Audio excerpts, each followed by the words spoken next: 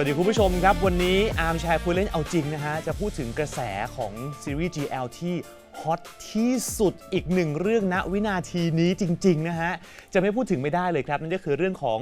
ลันไม่ชอบวายและเราจะมาถามกันว่าสรุปตอนนี้เขาชอบหรือเขาไม่ชอบรวมถึงชีวิตจริงของเขาเป็นยังไงด้วยนะเสียงหัวเราะเริ่มมาแล้วต้อนรับแจนพลอยชมพูและจริงจริงยู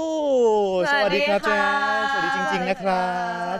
ขอบคุณมากที่ยอมตื่นเช้ามารายการของพี่ยินดีมาก ก็ไม่เช้าวันนั้น11 โมงก็ถือว่าเช้าพี่จอยเป็นคนตื่นเช้าอยู่แล้วอ๋อเราเป็นแบบเป็นคน morning person ใช่ไหมฮะ ใช่ค่ะอ่ะเดี๋ยววันนี้เราจะคุยหลายพาร์ทเนาะพาร์ทของทางซีรีส์ของเราด้วยนะฮะพาร์ทของลูกของเราด้วยเพิ่งคลอดแล้วก็พาร์ท personal ของแต่ละคนว่าจริงๆแล้วเป็นคนยังไงนะคุณผู้ชมใครที่เป็นแฟนคลับของเธอทั้งสองคนคุณจะได้แบบฟินไปด้วยกันแน่นอนนะฮะก็จะมีคำว่าน่ารักและรอยยิ้มเต็มไปหมดใน EP นี้ขออนุญาตถามก่อนพอเราเข้ามาเจอคาแรคเตอร์ที่เราต้องสวมกันทั้งลันทั้งวายนะฮะมองหน้ากันปุ๊บเอาความเป็นคาแรคเตอร์ก่อนนะความเป็นในซีรีส์ก่อนนะคำแรกที่ลันเห็นวายคือคำว่าอะไรมันมีหลายโมเมนต์เนาะคือพูดได้เลยจริงเหรอใช่เพราะถ้าเป็นคำแรกและครั้งแรกที่พอจริงๆสวมบทนี้ด้วยหนูก็รู้สึกได้เลยดุจังวะจริงสิใช่เพราะว่าจริงๆเขาถ้าเขาทำหน้านิ่งเราจะรู้สึกว่าเขาน่ากลัวอยู่แล้วเพราะตอนก่อนที่จะรู้จักกันหนูก็กลัวเขาใช่เพราะว่าจริงเขาจะเป็นคนแบบถ้าหน้านิ่งหนูว่าจะดูน่ากลัวพี่อาร์มลองดูเลยคุณนางแบบไงคุณมีความเฟียสไงใช่ใช่จริงๆมีความเฟียสอยู่แล้วยิ่งใส่แว่นเข้าไปในซีรีส์อีกอ่ะใช่ค่ะพี่อาร์มแล้วสัมผัสถึงรังสีนี้ได้อ่ะกลัวเลย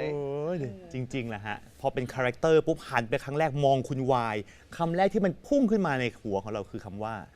ตอนที่มองพี่แจนมองคุณลันนะคะรู้สึกน่าเอ็นดูนั่นใช่เพราะว่าด้วยคาแรคเตอร์ของคุณลันด้วยอะไรเงี้ยก็เลยรู้สึกว่าแปลกๆน่าเอ็นดูเหมือนแบบดึงดูดอะไรสักอย่างหนึ่งอะไรอย่างเงี้ยโอ้ยไม่ใช่คำว่าไข่ต้มใช่ไหมฮะไข่ต้มนะเป็นชีวิตจริงที่หนูมองเอางั้นถามต่อเลยในบทชีวิตจริงแล้วอ่ะคำไหนที่เราเจอกันครั้งแรกๆเนาะตอนที่ยังไม่สนิทมากอ่ะคำแรกที่มันป๊อปอัพขึ้นมาในหัวของเราคือคำว่าอะไรแจนเห็นจริงๆอ่ะตอนยังไม่สนิทใช่ไหมคะยังไม่สนิทฮะแล้วเดี๋ยวจะถามตอนสนิทด้วยนะว่าคำนั้นเป็นคำว่าอะไรหายนะหรอโหเฟียสคำนี้เนาะใช่เราจะรู้สึกอย่างนั้นเลยเพราะว่าหนูบอกจริงตลอดแล้วก็บอกหลายๆคนเลยว่าแบบตอนแรกไม่กล้าคุยด้วยคือคุยด้วยแหละแต่ว่าแบบ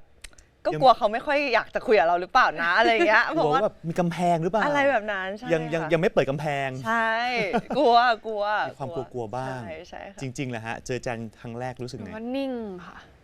คำว่านิ่งใช่เพราะว่าพอยังไม่ได้สนิทกันยังไม่รู้จักกันเราก็ไม่ได้คุยเล่นกันเยอะเนาะแบบหนูก็เงียบพี่จันก็เงียบตอนนั้นอะไรอย่างเงี้ยค่ะก็เลยเรียกว่ายังมีมาดอยู่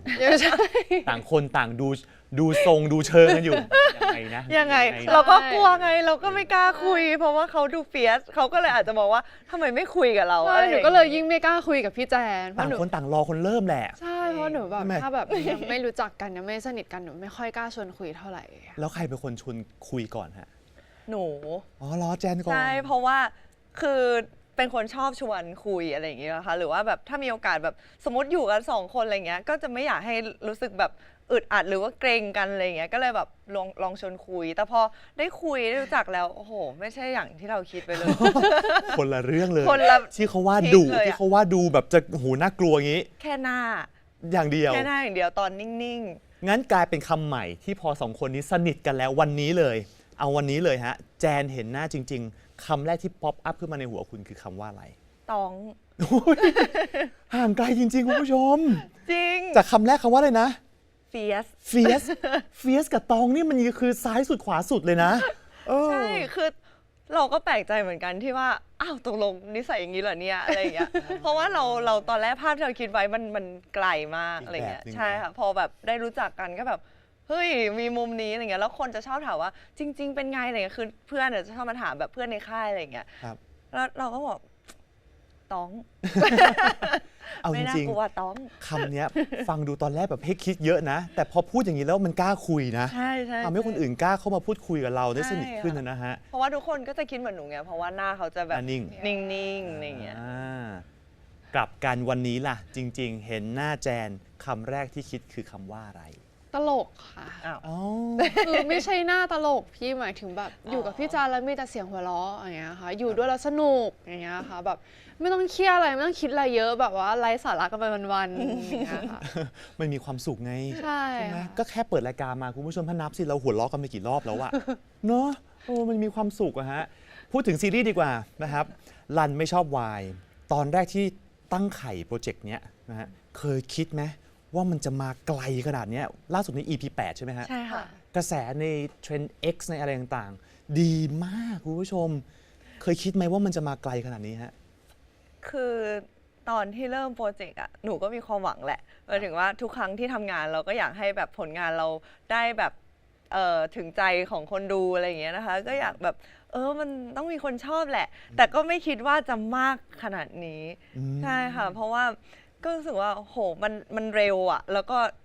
เหมือนคนจะชอบกันตั้งแต่ EP 1 เลย แล้วก็เหมือนบอกต่อกันเยอะอะไรอย่างเงี้ยค่ะ จนแบบว่าบางคนไม่ได้ตามแบบซีรีส์ที่เป็นแบบ GL อ่า เขาก็มาดูด้วยแบบอะไรอย่างเงี้ยมันก็เลยรู้สึกว่าโหเกินกว่าที่เราคิดไปมากเลยอะ เกินฝันเนาะ มากค่ะ อืม มาก ดีจังเลยอะฮะ คือคำของคุณเนี่ยว่ามันเกินความฝันเกินสิ่งที่เราคาดคิด มันมีมิติของความที่แจนก็เข้ามาในวงการมาหลายปี ใช่ค่ะ แล้วเรารอวันที่แบบเฮ้ยมันแบบจุดพลุอะปู้ปู้อะไรเงี้ย เพราะฉะนั้นคำที่คุณพูดมันเลยมีความหมายเนาะ ค่ะ เช่นเดียวกับจริง ๆ ด้วยนะครับเคยคิดไหมกระแสจะมาแรงขนาดนี้ฮะ ไม่เหมือนกันเนาะ ใช่ค่ะ เพราะอย่างตอนไปแคสอย่างเงี้ยหนูก็แบบบอกพี่จานเลยว่า หนูไม่ได้หรอกอะไรอย่างเงี้ยค่ะเพราะด้วยความที่มันก็ต้องมีการแคสกันหลายคน มันก็ต้องแบบผ่านอะไรกระบวนการเยอะอะไรอย่างเงี้ยค่ะหนูก็แบบหนูคงไม่ได้หรอกอะไรอ เฮ้ย ย่างเงี้ย แต่เราไม่แอบคิดเหรอเพราะเขาเป็นคนรีเควสคุณนะ ใช่ไหมเห็นบอกว่าคุณท่านแจนมีคนถามมาว่าถ้าเกิดอยากเล่นกับใคร ชื่อที่ออกมาเลยคือชื่อจริงๆใช่ไหม ใช่ เพราะว่าคือพอเราแบบได้รู้จักแล้วเรารู้สึกว่าวิทำงานด้วยต้องสนุกแน่เลย สบายใจและสนุก ใช่ กลับมาที่จริง ๆ ต่อให้เขาเป็นคนชูสเรามาก่อนน่ะแต่ก็ยังตื่นเต้น ใช่ค่ะ เพราะว่าจริงกับพี่จานเราเคยทำงานร่วมกันมาแล้ว ก่อนหน้านั้นจะเป็นเหมือนโปรเจกต์เล็กๆ แบบว่ามี 4 EP ก็คือได้ลองเล่นด้วยกันแล้วหนูก็รู้สึกว่าอยู่กับคนนี้แล้วสนุกอะทำงานด้วยแล้วสนุกคือวันๆไปกองก็คือ ไม่มีเรื่องอะไรให้เครียดนอกจากบทที่เราต้องเล่นอะไรอย่างเงี้ยค่ะแต่ว่าพอแบบว่าเราเบรกกันแล้วก็ใช้ชีวิตแบบมีความสุขสนุกกันมันคือเวลาเราทำงานแล้วเรามีความสุขกับพี่ อยากทำเนอะ มันชัยชนะมากๆเลยแบบเราอยากตื่นขึ้นมาแล้วเราอยากมาทำงานอะไรอย่างเงี้ยค่ะ ดีมาก ดีใจค่ะ ครับ ใช่ค่ะ ดีจังเลยอะฟังน้องเราก็รู้สึกดีใจไปด้วยเลยนะถ้าเกิดงานที่เราอยากตื่นตอนเช้ามาเราวิ่งไปทำเนี่ยมันเป็นความสุขของชีวิตมากๆนะครับมีคำพูดหนึ่งของแฟนๆนะที่เขาบอกว่าไม่อยากเป็นแม่คุณวายนี่คิดไหมว่าจริง ๆ ในบทบาทของคุณวายคุณจะฮอตขนาดนี้ ไม่ค่ะ เพราะว่า ตอนแรกหนูงงอะเพราะว่าไม่อยากเป็นแม่คุณวายแล้วคืออะไรทำไมถึงไม่อยากเป็น เป็น แม่ แม่ หนู อธิบาย ทำไมนะหนูทำอะไรหรือยังไงอยากเป็นแฟนหนูหรือว่าอยากอะไรอย่างเงี้ยหนูก็แบบก็ตลกดีขำๆค่ะ แต่ว่าพอผ่าน EP 8 มา ไม่มีทั้งอยากเป็นแม่ทั้งอยากเป็นแฟนเลยตอนเนี้ย EP 8 คุณผู้ชมเพราะว่า EP 8 คือน้ำตาท่วมจอจริงๆอ่ะ ผมอ่ะคือผมก็พยายามจะติดตามพวกคุณไงจนมาถึง EP 8 ล่าสุดอ่ะเชื่อไหมดูไปแป๊บเดียวน้ำตามันรื้นขึ้นมาตามเลยอ่ะแสดงว่า acting ของคุณคือ มันถึงอ่ะคลื่นมันสัมผัสได้อ่ะ ขอบคุณค่ะ จริง ๆ นะฮะเดี๋ยวไปเจาะต่อนะว่าเรื่องราวจะเป็นยังไงต่อ ได้ แต่ถามคาแรคเตอร์ก่อน ได้ นะ ค่ะ ฮะลันไม่ชอบวาย ค่ะ นะฮะแจนในบทบาทของลันเนาะเราเหมือนหรือต่างลันยังไงบ้าง โหจริงๆ เป็นคาแรคเตอร์ที่มีความใกล้เคียงกันกับหนูมากค่ะ ครับ คือ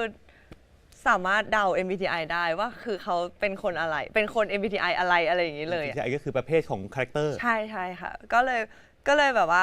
รู้สึกใกล้เคียง แต่ว่ามันจะมีแค่แบบบางจุดเล็กๆน้อยๆอะไรเงี้ยที่เรารู้สึกว่าอันนี้ก็ต่างอยู่ เช่นอะไรฮะ อย่างเช่น อะไรที่ต่าง EP 8เนี่ยแหละ อ๋อ หรือว่าแบบหลาย ๆ ครั้งที่เหมือนแบบ คือตัวรันอ่ะเขาจะเป็นคนที่โทษตัวเอง ครับ บ่อย ๆ อะไรอย่างเงี้ย แล้วก็รู้สึกว่า หรือมันเป็นเพราะเราวะแบบคนอื่นก็เลยเดือดร้อน หรือว่าถ้าเราต้องเป็นคนจัดการเรื่องนี้หรือเปล่า คนอื่นเขาถึงจะแบบว่าโอเคอะไรอย่างเงี้ย เราจะแบบเหมือนโทษว่ามันเป็นหน้าที่เราตลอดอะไรอย่างเงี้ย หุย ใช่ซึ่งก็อยาก ปลอบใจรันเหมือนกันว่าใจเย็นๆนะ โอ้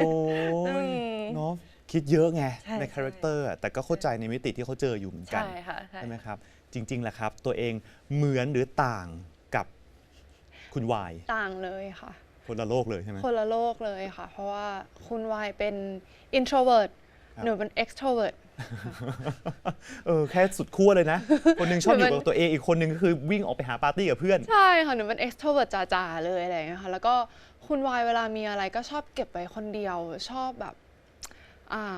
อึดอัดเหมือนแบบมีอะไรไม่ค่อยกล้าพูดออกมาอะไรอย่างเงี้ยค่ะ แต่ว่าหนูจะเป็นคนที่ถ้าหนูมีเรื่องอะไรแล้วหนูรู้สึกว่าเรื่องนี้ต้องพูดเรื่องนี้ต้องเคลียร์ หนูจะเป็นคนพูดเลย อย่างพี่จันก็จะบอกว่าหนูเป็นคนตรงอะไรอย่างเงี้ยค่ะ เนาะ ใช่ค่ะ โอ้โหแล้วต้องมาสวมคาแรคเตอร์ที่มันต่างกับตัวเอง แต่คุณทำให้ทุกคนเชื่อไปแล้วอ่ะคุณเก่งมาก อีกอย่างที่ยากก็น่าจะเป็นเรื่องของบัญชีสับบัญชีแล้วก็ความเนี้ยบอะไรเงี้ยเพราะหนูไม่เนี้ยบขนาดนั้นแน่นอน เราไม่ใช่สาวบัญชีอะเนาะ ใช่ เราก็ถนัด ค่ะ โพสต์ ใช่ แบบอ่ะใช่ไหมฮะแต่คุณทำได้ดีมาก ขอบคุณ ซีน ค่ะ ขอบคุณครับซีนที่ยากที่สุดซีนที่ท้าทายที่สุดสำหรับคุณทั้งสองคนคือซีนไหน ของแจนก็ยังคงอยู่ที่ EP 8 อยู่ค่ะ ก็คือเป็นซีนที่ยากก็คือซีนที่เหมือนซีนตอนจบ EP 8 เลยก็คือคุณวายเขามาขอแบบไม่ไปต่อกับเรา ซึ่งด้วยตัวละครอ่ะคือไม่รู้เลยว่าเหตุมันเกิดจากอะไร ก่อนหน้านี้คือรู้สึกว่าเรากำลังดีๆกันอยู่ แล้วรู้สึกว่าการกินข้าวมื้อเนี้ยมันจะต้องมีเรื่องดีๆเกิดขึ้นแน่ จะดี ใช่แต่ว่าเรากลับโดนบอกเลิก ซึ่งความยากของอันนี้เพราะว่าหนูรู้สึกมันเหมือนเป็นทริกเกอร์ ครับ เพราะว่าโดยส่วนตัวแล้วก็ไม่ชอบเหตุการณ์แบบนี้มากรู้สึกว่ามัน ใช่ แบบมันเป็นสิ่ง อะ ที่ ไรอ่ะ นี่พี่ขึ้นแล้วนะ พี่ขึ้นตามแล้วนะทำไมอ่ะ มันจะดีอยู่แล้วมันต้องดี ใช่ อะ ใช่ค่ะแล้วเหมือนแบบความยากก็คือมันเอาออกยากตอนที่เราจูนอินเข้าไปแล้วแสดงซีนนี้พอคัดปุ๊บเรายังไม่คัดมันต้องใช้เวลาอะไรเงี้ย แจนกำลังจะบอกว่าตอนที่อยู่หน้าเซตเลยอ่ะเราเล่นแล้วอารมณ์มันพลั่งพลูออกมา ใช่ พอพุ่มกับบอกคัดหยุดปุ๊บแทนที่เราจะสลัดอารมณ์นั้นออก ใช่ มันค้างอยู่เลย มันค้างอยู่ค่ เกิดอะไรขึ้นนะฮะตรงนั้น คือด้วยที่หนูรู้สึกว่าความรู้สึกนี้มันแย่มากๆอ่ะมันก็เลยออกยากมากอะไรเงี้ยในตอนนั้นใช่แล้วหนูก็นั่งอยู่กับจริงแบบว่าเป็นครึ่งชั่วโมงอะไรเงี้ย ร้อง แล้วพ ไห้ นูแบบ ต่อไปอีกครึ่งชั่วโมง ใช่ แล้ว ใช่ แล้วสลัดออกมายังไงสุดท้าย ก็เหมือนพออยู่แล้วมันก็คลายไปเรื่อยๆ เหมือนแบบก็ต้องบอกว่าแบบอันนี้มันการแสดงอะไรเงี้ย โอ้ย ใจ ไม่ เย็น น่าล่ะคุณผู้ชม คนดู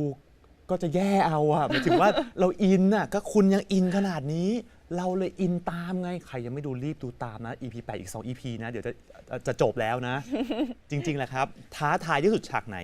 หนูให้เป็นซีนชุดนอนที่ร้องไห้กันไม่น่าจะเป็นซีนนี้ค่ะ เดี๋ยวภาพอินเสิร์ตกำลังตามมานี่ภาพรออันนี้มาละ อืม ก็คือซีนเดียวกันไหม คนละซีน คนละ ซีนใช่ไหม แต่ว่าเป็น EP เดียวกัน EP 8เหมือน ใช่ กัน ค่ะ ค่ะ ครับนี่ เพราะว่าซีนนี้เป็นซีนแรก ๆ ที่เราได้เข้าดราม่าคู่กันเลย อืม ใช่ค่ะ แล้วหนูอะเป็นคนที่ชอบกดดันตัวเองอะไรอย่างเงี้ยค่ะ แล้วเหมือนแบบคือ acting อะค่ะ ครูที่สอน acting หนูก็เคยพูดว่า ถ้าตั้งใจทำมันให้ดี ด้วยความตั้งใจมากมันจะทำออกมาไม่ดี ตั้งใจเกินไป ตั้งใจเกิน มัจะ ไป เกินคำว่าพอดีใช่ไหม ใช่ค่ะเพราะตั้งใจเกินไปเหมือนมันจะบล็อกทุกอย่างของร่างกายไว้ ให้มันไม่โฟลว์ออกมาจากข้างในอะไรอย่างเงี้ยค่ะแล้วหนูเป็นคนชอบกดดันตัวเอง หนูก็เลยแบบว่าอยากทำให้ได้ดีอยากทำให้ได้ดีอยากทำให้ได้ดี แต่พอยิ่งคิดอย่างเงี้ยมันยิ่งกดดันมันยิ่งบล็อกตัวเองมันยิ่งทำไม่ได้อะไรอย่างเงี้ยค่ะ หุยยากจังเลยอ่ะ คือเหมือนนั่งสมาธิเลยอ่ะ อยากสงบมันไม่สงบอ่ะทำไมพี่เปรียบเทียบได้ดูแบบต่างกันมากเลย ไม่เป็นไร เขิ แต่ น เข้า เลย ใจพี่อาม แต่อยากทำให้ออกมาได้พี่เป็นแบบนี้เหมือนกันจริง แล้วพอเรายิ่งคิดอย่างเงี้ยค่ะ อืม เสียงในหัวเรายิ่งตีกัน พอมันยิ่งตีกันอะสมาธิที่เราจะโฟกัสอยู่กับตัวละครมันหลุดค่ะ ยิ่งมันมีเหมือนคนมากำกับบอกว่ายิ่งตั้งใจยิ่งไม่ดีนะ แล้วมัน ใช่ ก็เลย เหมื ยิ่ อง น ไม่ แบบ ดี ว่าหนูยิ่งคิดเดียวว่าต้องทำอย่างนี้ต้องทำอย่างนี้อย่างนี้ต้องออกมาให้ดีออกมาให้ดี แต่เราลืมที่เราจะเป็นคุณวาย โอ้ย ณตอนนั้นก็คือตอนถ่ายกับพี่แจนก็รับพี่แจนก่อน แล้วพอมารับหนูอะหนูเล่นไม่ได้หนู รับ แบบ กล้องรับหน้า ใช่ก็เหมือนรับฝั่ง รับหน้าต่อ ฝั่งพี่แจนก่อนอย่างเงี้ย ครับ แล้วพอแบบมารับหนูแบบเล่นไม่ได้ คัดตัวเองในหัวตลอด ใช่แบบพี่พุ่มกับก็เดินมาบอกเลยว่าแบบพี่ว่ามันยังไม่ได้อะไรเงี้ยหนูก็ โอ้ย ยิ่งกดดัน ยิ่ง หนูก็แบบ สิ ไปนั่งหน้ากองแล้วก็นั่งร้องไห้แล้วแบบพี่แจนก็มาปลอบมาแบบ คือพี่แจนเป็นคนที่เก่งมากอะพี่ เพราะว่า เราเล่นกันหลายเทคมากแต่พี่แจนร้องไห้แบบนั้นให้หนูทุกเทคเพื่อส่งอารมณ์ให้หนูตอนรับหน้าหนู จำได้ไหมว่าประมาณกี่เทคอะ โ มันซีนด้วยความที่ซีนมันยาว แต่ มาก น่าจะถ่ายประมาณแบบ4 ชั่วโมงถึง 5 ชั่วโมงอะซีนเนี้ยใช่ ใช่ ที่เราได้เห็นไม่กี่นาทีอะฮะ ใช่ 4-5 ชั่วโมง แล้วมันไม่ใช่แค่พูดเฉยๆนะ อารมณ์มันต้องมา ใช่ เต็ม ใช่ เนี่ยความยากของอาชีพนักแสดง ใช่ ใช่ ค่ะ ค่ะ แล้วผ่านไปได้ยังไงอะจริง หนูพยายามแบบพี่แจนก็แบบพยายามมาให้กำลังใจแบบมากอดหนูมาอะไรหนูอย่างเงี้ยหนูก็เลยบอกว่าไม่ได้ละพอมันยิ่งช้าใช่ไหมคะ ครับ หนูก็จะยิ่งกดดันแบบคนทั้งกองต้องมารอเราอ่ะอย่างเงี้ยหนูก็จะยิ่งกดดันหนูเป็นคนที่ชอบกดดันตัวเองมากจนสุดท้ายหนูเลยรู้สึกว่าช่างมันแหละเป็นไงเป็นกันหนูพยายาม Let go ไม่สนอะไรรอบข้างแล้ว ปล่อยแล้ว สนใจแค่ว่าฉันเป็นคุณวายและฉันรักคุณรันมากแค่ไหนเหมือนแบบ acting coach กับพี่ผู้ช่วยผู้กำกับก็พยายามมาบิวหนูให้ว่าแบบจำไว้ว่าจริงๆต้องเป็นคุณวายและลองนึกว่าคุณวายรักคุณรันมากแค่ไหน แล้วพอหนูเริ่มขจัดความเครียดของตัวเองทิ้งอย่างเงี้ยค่ะแล้วลองแบบเข้าเป็นคุณวายอีกทีหนึ่งมันก็จะมีซีนหนึ่งที่มันก็เล่นได้เลยอะไรอย่างเงี้ยค่ะ ๆ นี่ไงเนี่ยแมจิกโมเมนต์มันเป็นโมเมนต์พิเศษที่เหมือนตัวละครเจอพุทธิปัญญาอะไรบางอย่าง แล้วคุณก็สลัดสัมภาระทุกอย่างกอดทุ่นแล้วก็ลอยไปตามน้ำได้ตามที่เขาต้องการ ใช่ไหมสุดท้ายมันก็ออกมาได้ดี ใช่ ซึ่งเป็นซีนที่พี่แจนบอกนะว่าแบบกี่เทคพี่ก็เล่นให้ได้อะไรอย่างเงี้ยค่ะ คือจริงๆซีนเนี้ยมันเป็นซีนที่ทำให้เราอะมีการปรับความเข้าใจกันเรื่องของการทำงานเลยค่ะ คุณโชคดีมากที่คนที่อยู่ข้างๆคุณเป็นคนที่เข้าใจคุณเนาะ ก็เรารู้ว่าเขาเครียดแล้วเขาจะเป็นอย่างนี้หนูก็เลยแบบว่าเอ้ยไม่ต้องเครียดเดี๋ยวทำให้แบบเอาจนกว่าจะได้แหละไม่ต้องกลัวอะไรอย่างเงี้ยนี่ไง รักถูกคนจริงๆ ไม่รู้ผมพูดลอยๆ งานใหญ่ที่เพิ่งจะผ่านไป ค่ะ ใช่ไหมฮะ Blossom ค่ะ ใช่ไหมฮะสัปดาห์ที่ผ่านมา ใช่ค่ะ งานใหญ่มากๆเลยเล่าให้ฟังหน่อยสิประทับใจยังไงบ้าง โหก็เป็นเวทีแรกเลยที่เราได้ขึ้นด้วยกันค่ะเป็นคอนเสิร์ตแรก แล้วเราสองคนก็คือมีความฝันเดียวกันคือเราอยากขึ้นเวทีเพื่อไปโชว์เพอร์ฟอร์แมนซ์ให้ทุกคนได้เห็น เป็นความฝันเราเลยไหม เป็นความฝันค่ะ ใช่ไหมเพราะจริงๆแล้วอ่ะทางแจนเองก็เป็นศิลปินมาก่อน ใช่ ร้องเพลงมาก่อนเต้นมาก่อนบนเวที ใช่ วันนี้กลับมายืนบนเวทีใหญ่อีกครั้งหนึ่งฮะ โหเป็น2 วันที่มีความหมายกับหนูมากพี่ยามแบบ จากที่เรารู้สึกว่าพอเราอาจจะไม่มีโอกาสได้ขึ้นละ แต่ว่าครั้งนี้เราได้กลับขึ้นมาแล้วอะไรเงี้ยมันเลยเป็นแบบเป็นเวทีที่แบบเฮ้ยเราอยากทำเต็มที่มากๆอะไรเงี้ยแล้วก็ได้ขึ้นกับจริง ๆ ด้วย ซึ่งจริง ๆเขาก็เป็นคนมีแพชชั่นในเรื่องนี้มากๆตั้งแต่เด็กอย่างเงี้ย ถึงแม้ว่าจะเบนไปทางนางแบบ แต่ว่าเขาก็ยังหาโอกาสนี้อยู่ที่แบบได้ขึ้น มันเป็นความฝันที่เหมือนเพื่อนเก่าอ่ะ ใช่ค่ะ นะที่อยากจะแบบเฮ้ยสนุกกันให้ถึงที่สุด ใช่ แต่ ค่ะ วันนั้นยังไม่สุดอ่ะ แต่วันเนี้ยมันได้มาเจอเพื่อนคนนี้อีกรอบนึงเนาะนะฮะแล้วคุณก็ทำได้ดีมาก มีคนเขาแอบเมาส์บอกว่าคุณกึ่งมาก ในสเตจที่คุณได้ไปรวมกับคนที่เป็นเมะทั้งหลายๆคนน่ะแล้วคุณคำว่ากึ่งคุณผู้ชมคือแบบโพสเท่แบบเท่มากคูลมากอะไรอย่างเงี้ยอินเนอร์ของคุณคืออะไรผมอยากรู้เลยตอนนั้นอ่ะคุณดูกึ่งมาก เป็นตัวเอง เป็นด้วย นี่คือเป็นการชื่นชมนะใช่ไหม การชื่นชมค่ะ จริงๆนี่คือชมอยู่นะ คือหนู นี่คุณผู้ชม เขาเป็น ดูดิ ตัวเอง หนูชอบทำอะไรที่แบบว่าเบียวๆอ่ะแบบ แต่ ว่า ว่าอะไรเบียว แบบแปลกๆอะไรอย่างเงี้ยแล้วรู้สึกว่าเพลงเนี้ยมันแบบคือเราชอบตั้งแต่เรารู้แล้วว่าจะได้ทำเพลงนี้อะไรเงี้ยก็เลยแบบว่าโหจะเอาให้สุดเลยว่าใส่แว่นด้วยอะไรเงี้ยหล่อที่สุดอะ ให้เห็น อินเนอ ภา ร์ พ หนูคือแบบหล่อที่สุดอะ พอพูดมันกับพูดชื่อเพลงมาปุ๊บหน้าไปแล้วนะ หน้า acting มาแล้ว มา เต็ม 10 ให้คะแนนตัวเองเท่าไหร่ 11 นี่ แสดงว่าชอบจริงๆอ่ะ ชอบมากค่ะ เออแล้วกระแสก็ดีมากๆเลย ใช่ก็ดีใจที่คนชอบในความประหลาดของเรา ความดีงามสิ่งนี้เยี่ยมมากๆ จริงๆแหละครับได้ขึ้นสเตจในวันนั้นประทับใจอะไร หนูอะเรียนเต้นตั้งแต่เด็กเลยค่ะ ก่อนที่จะเข้าวงการ คือหนูเริ่มเป็นนางแบบตอนอายุ 15 ครับ แต่ว่าจริง ๆ แล้วหนูว่าเรียนเต้นตั้งแต่แบบเด็ก ถ้าจำไม่ผิดน่าจะเป็นตั้งแต่ช่วงประถม หูยสุดยอ ใช่ ด คือหนูชอบเต้นมาก แล้วเมื่อก่อนก็เต้นตามงานอะไรอย่างเงี้ยค่ะ แต่ว่าใฝ่ฝันมาตั้งแต่ตอนเด็กๆว่าแบบอยากมีเวทีเป็นของตัวเอง อยากโชว์ เต้นโชว์ความสามารถให้ทุกคนได้เห็นเนี่ยค่ะ มันเลยเป็นแพชชั่นแบบอันแรงกล้าของหนูมากในการขึ้นคอนเสิร์ต สักที บี เนอะ บีใช่ เพ ค่ะ ราะ ก็เล ว่าย สักทีอ่ะ มีความสุขมาก ๆ เลยค่ะ ขณะคอนเสิร์ตจบ หนูก็ยังแบบอยากตื่นมาไปหลังเวทีแล้วขึ้นโชว์อีกอะไรอย่างเงี้ยค่ะเพราะว่าหนูมีความสุขที่ได้แบบอยู่บนเวทีมาก ๆ แล้วก็เราสองคนดันเป็นคนที่แพชชั่นตรงนี้เหมือนกัน ตรงกันอีก ใช่ค่ะ เราเลยแบบซ้อมกันตั้งใจมาก ๆ เราคิดโชว์ เราซ้อมเต้นกันเพื่อที่อยากจะให้บนสเตจออกมาแบบดีที่สุดอย่างเงี้ยค่ะ เต็ม 10 คุณให้ตัวเอง 11เหมือนพี่ เท่ากันมีแอบคิดแล้วหันไปดูเพื่อนก่อนนี่ หนูให้100 ซึ่งคุณทำไม่ดีจริงๆนะฮะเรื่องความสนิทเดี๋ยวเราคุยกันต่อ เมื่อกี้เราพูดถึงคาแรคเตอร์ไปเยอะแล้วอยากจะรู้ตัวตนของคุณมากขึ้น รวมถึงเรื่องของลูกนี่เพิ่งคลอดเลยใช้คำนี้นะฮะ ใช่ น้องเจเวลใช่ปะ เลเวล น้องเจเวลนะฮะความน่ารักจะขนาดไหนนะครับแล้วพูดถึงแฟนคลับด้วยสักครู่เดี๋ยวกลับมาครับอาร์มแชร์คุยเล่นเอาจริงครับ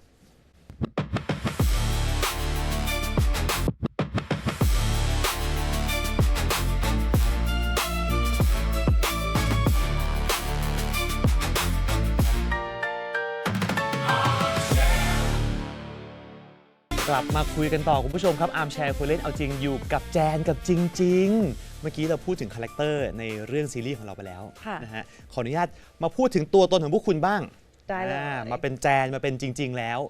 คำถามแรกเราจะเริ่มต้นด้วยเวลาคุณจริง ๆ ก่อนแล้วกันเนาะจริง ๆ แบบว่ารู้แหละแล้วว่าคุณเป็นห่วงแล้วคุณรักแฟนคลับของคุณใช่ไหมแต่ละคนก็มีวิธีการแสดงออกที่ต่างกัน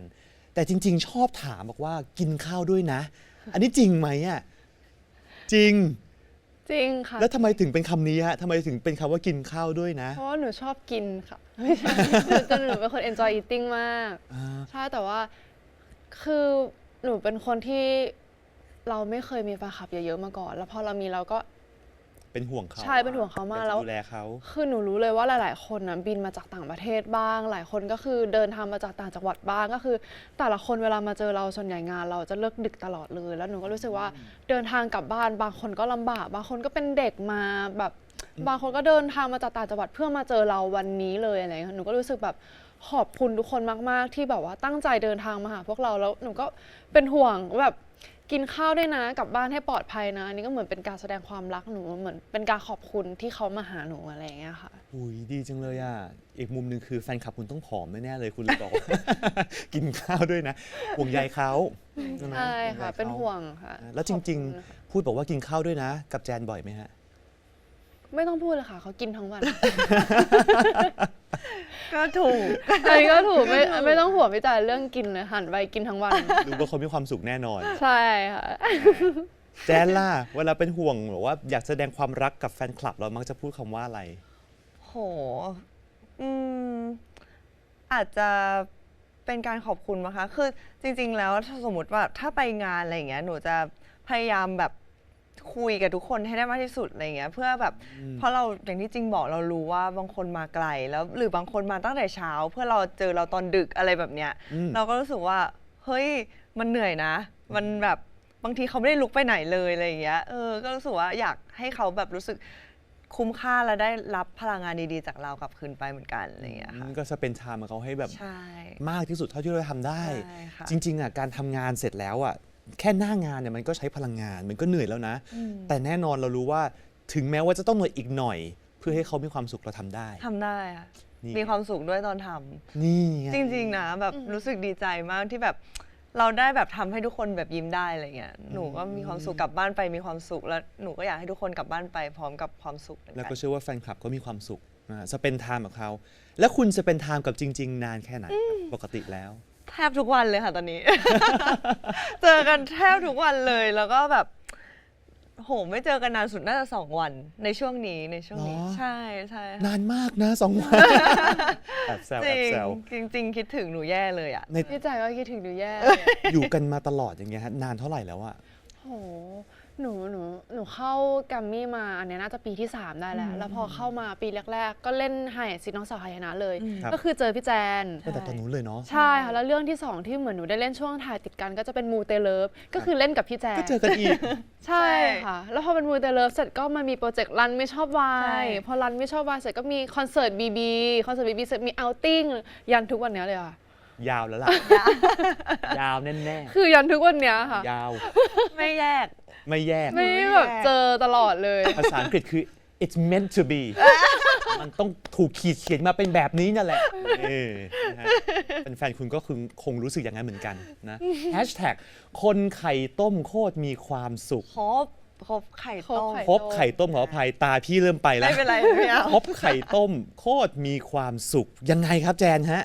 ยังไงคะจริงๆ มีความสุขไหมคะ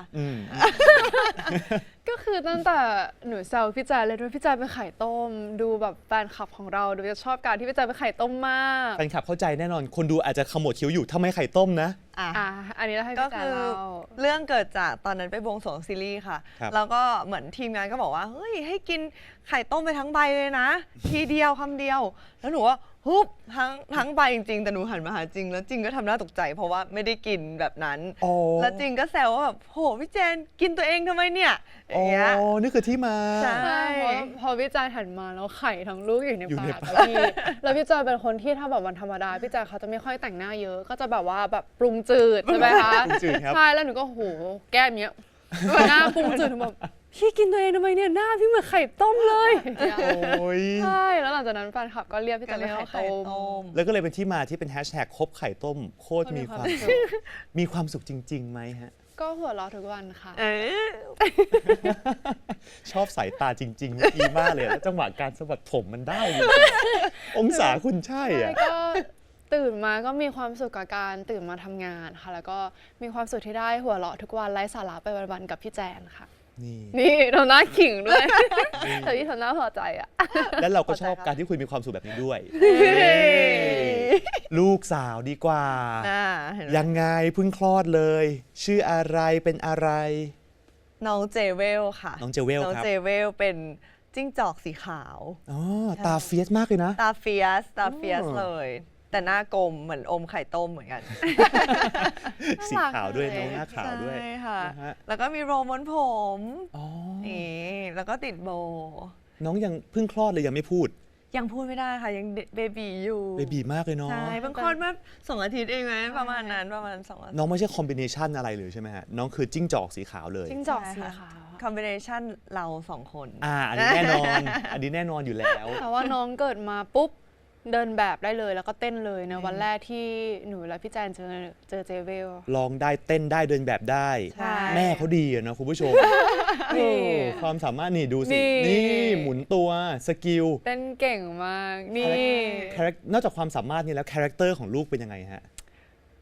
คือตอนเนี้ยส่งเรียนหนังสืออยู่ค่ะ ก็เลยยังไม่แน่ใจ ให้ แต่ เขา เริ่ ค้ ม นหา ละ ตัวตน ใช่แต่เริ่มแบบชอบจะเต้น ชอบจะเดินแบบ ชอบจะแสดงออก ช แต่ อบ ว่าว ง ก็ กา มี ร มุ อ่ะ มโก๊ะอีก หนูว่าลูกอ่ะนิสัยเหมือนพี่แจน อ๋อเหรอ ในมุมไหน ความตลก จริงๆ หนูเริ่มแอบสัมผัสถึงบรรยากาศเฮ้ยหรือว่าเจเวลจะเพี้ยนไหมเนี่ย เฮ้ยทำไมหลังๆแล้วเฮ้ยเริ่มเหมือนพี่แจนไปเต้นเอาท์ติ้งมันๆ ผ่านไปอีกไม่กี่วันเป็นคลิป cover แม่ตัวเองเต้นลงแบบ เออ ลง เต้น แอ ตา ป ม อะไรเต้นตามแบบว่า เอาจะไปเต้นตามได้ ปีน เลย เก้าอี้ปีนกิ้งนู่นกิ้งนี่ลูกทำหมด เออดูจะซนนะเอาจริงๆ หนู เนี่ย ก็สน หวานด้วย ใช่ เห็นขนาดนี้เสน่ห์น่าจะแรง มีใครมาจีบลูกคุณบ้างหรือยัง โอ้โห เห็นก็เหมือนจะจีบไหมนะไม่รู้เหมือนกัน ไม่รู้การที่เขาแกล้งเขาจีบหรือเปล่า อ๋อเหรอ ใช่ แต่ก็มีแบบมีชื่อเอนนี่ค่ะ เป็น ครับ ลูกของเอมี่บอนนี่ อ๋อ คือวันที่เจเวลเดินออกมาเอนนี่แบบกระซิบบอนนี่เลยบอกว่าหนูชอบเจเวล เหรอ ใช่เพราะว่าวันคอนบีบีอะค่ะ ครับ แฟนคลับของน้องเอนี่อะค่ะ คือบ้านหนูเปิดร้านอาหารชื่อหงกี่ใช่ไหมคะ ครับ เขาก็สั่งร้านอาหารหนูมาเลย แล้วบอกว่าให้ของเอนี่อย่างเงี้ยค่ะ เหมือนแบบ เป็นการจีบลูกฉันทางอ้อมหรือเปล่านะแบบว่าสั่งอาหารร้านหนูแบบมาแบบซัพพอร์ตที่คอนบีบีเยอะมาก แต่บอกว่ามาจากเอนี่เนี่ยนึกว่าเริ่ม พี่ว่า คิด เริ่มละ พี่ว่าเป็นกลยุทธ์ ใช่ไหม แน่เลย แต่ยังเด็กอยู่ก็เดี๋ยวให้ลูกเขาตัดสินใจเองค่ะ นะฮะแหมเวลามันสั้นจริงๆคุณผู้ชม อยากจะยืดเวลาสัก3 วันอย่างที่บอก ปกติมารายการของเราครับ เราจะมีการสถาปนาเมะอะไรเคะอะไรเช่น เมะเข้มหรือว่าเคะกึงแล้วแต่เลยคุณความรู้สึกของกันและกันเป็นยังไง ให้ใครก่อนดี แจนสถาปนาจริง ๆ ก่อน เคะอะไรดี เคขี้แง มาแล้ว เคะกี้ไงทำไม ร้องไห้เก่งมาก แบบเขาเป็นคนเซนซิทีฟแบบว่า ยกเว้นตอนเล่นซีนดราม่านะคะร้องยาก ตั้งใจไงตั้งใจ ตั้งใจอยู่ คือเขาเป็นคนเซนซิทีฟมากแบบเล็กน้อยเขาก็จะแบบรู้สึกซึ้ง หรือบางทีแบบเสียใจรู้สึกแบบอะไรอย่างเงี้ยแบบพูดบางอย่างเขาก็จะเริ่มเซนซิทีฟกับมันแบบ เป็นคนร้องไห้ง่าย เลยเป็น ดู เค คลิปอะไรนิดหน่อยโหหนูร้องฮือได้เลยอย่างเงี้ยค่ะ เรา คลิป บริสุทธิ์ ช้าๆ เราแบบว่าเอมพัตตี้ไงเราเป็นคนขี้เอมพัตตี้นะฮะแล้วทางนี้เป็นเมะขี้แงเคะขี้แงไปแล้ว ค่ะ ทางนี้แหละฮะจริง ๆ จะสถาปนาอะไร ม่ต้งคิดเลยทุกคนคิดเหมือนหนู คือ เมะเพี้ยน เมะเพี้ยนเลยเหรอ ยังไงขยายความหน่อย เอาอย่างนี้ใครอยากรู้ว่าตัวตนพี่แจนเพี้ยนขนาดไหน อืม ให้ไปดูคลิปวันเอาติ้ง อ๋อคลิปเต้นเหรอฮะ โอ้โหพี่เป็นเอาติ้งเป็นปาร์ตี้ของบริษัทอะไรอย่างเงี้ยค่ะ อ่า เป็นตัวเองที่สุดแล้ว นั่นแหละ เอาติ้ง ตัวจริ อะ ง พี่แจนอ่ะเขาเป็นอย่างนั้นเลยจนมีคนบอกว่ารู้แล้วทำไมพี่แจนถึงเล่นเป็นคุณรันได้เหมือนขนาดนี้ ต้องไปดูคลิปพี่แจนวันเอาติ้งค่ะอันนั้นตัวตนเขาเลย สัปดาห์ที่แล้วใช่ไหมฮะ ใช่ ไหมแหมเพิ่งสดๆร้อนๆ พิ เลย กแมสอยู่นะ เออ ชอบอะไรอย่างนั้นละสิ เอ้ย สังเกตว่าไม่ปฏิเสธ ใช่ ทั้งคู่ไม่ปฏิเสธกัน เวลาช่วงสุดท้ายแล้วฮะ ฝากผลงานหน่อย ให้แฟนๆได้ติดตามแฟนๆคนใหม่ๆด้วย อ๋อ ก็แจนจริง ๆนะคะ ตอนนี้ก็ขอฝากซีรีส์กันละกัน ตอนนี้เดินทางมาถึง EP 8 แล้วกับรันไม่ชอบวายนะคะ ก็เหลืออีก 2 EP ใครที่ยังไม่เคยดูนะคะ สามารถไปดูย้อนหลังได้ทางแอปวันดีนะคะ EP 1-8 เลย แล้วก็ EP ต่อไปค่ะมาแน่วันอาทิตย์ค่ะ อาทิตย์ที่จะถึงนี้เวลา 20:30 นะคะ ทาง GMM25 ค่ะ จัดไปครับจริง ๆ ฝากอะไรสักหน่อยไหมฮะ ลูกไหม ฝากลูกก็ได้ พรุ่งนี้คุณต้องมีการรวมพลครั้งแรก วันที่ 5 กรกฎาคม ครับไม่มีใครเห็นคุณผู้ชมกำลังเตรียมมันอยู่ ค่ะก็เดี๋ยว พวกเรานะคะจะมีงาน Final EP ค่ะ จัดที่เดอะมอลล์บางกะปิค่ะ MCC Hall ค่ะ ก็จัดวันที่ 5 กรกฎาคมนะคะ แล้วก็จริงๆ เรามีให้เปิดกดบัตรเนี่ยวันเสาร์ที่ 27 นี้นะคะ ก็เริ่มต้นตั้งแต่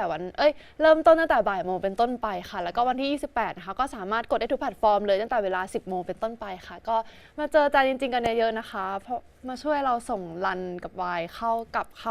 เขาเรียกอะไรนะคะกลับเข้า เอามาช่วยส่งตัวละครกันเพราะว่ามันเป็น Final EP แล้วนะคะ ก็